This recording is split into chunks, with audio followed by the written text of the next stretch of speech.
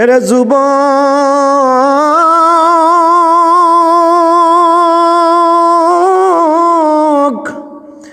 গভীর মনোযোগ রে ভাই, কেন তোমার মায়ের খেদমত করবা না? কেন তোমার বাবার খেদমত করবা না? ও যুবক, একটু চিন্তা করে দেখো না, তুমি কার উসিলায় দুনিয়াতে আসছো? তোমার মা তোমার বাবার উসিলা ছাড়া দুনিয়াতে আসতে পারো নাই।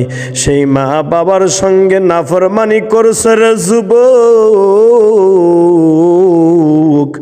তুই বড় বেঈমান, তুই বড় বেঈমান। কারে তুই আপন বলিস? কে তোর আপন? যেই মা তোরে দীর্ঘ 10টি মাস পেটে রাখলো, যেই মা তোরে 2-2.5 বছর দুধ পান করাইলো। যুবক রে, সেই মায়ের সঙ্গে তুই নাফরমানি করলি, কোন বাবার সঙ্গে নাফরমানি করলি? যেই বাবা রাতের ঘুম হারাম করে দেয়, দিনের শান্তি হারাম করে দেয়, যেই বাবা শীত বৃষ্টি গরম মেঘমালা কিছু মানে না রে, মাঠে ঘাটে কাজকর্ম করে অর্থ এনে তোরে মুখে খাবার তুলে দিয়েছি, সেই বাবার সঙ্গে তুই নাফরমানিশ করিস। যুবক রে, তোর মতো গাফেল আর কেহ নাই, কেহ নাই, কেহ নাই রে যুবক।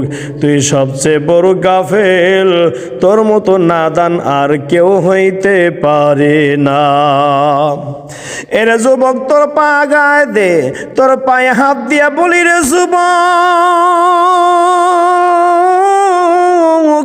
খবরদার বলছি রে, আর মা বাবার সঙ্গে নাফরমানি করবি না, আর মুরব্বীদের কলিজায় কষ্ট দিবি না।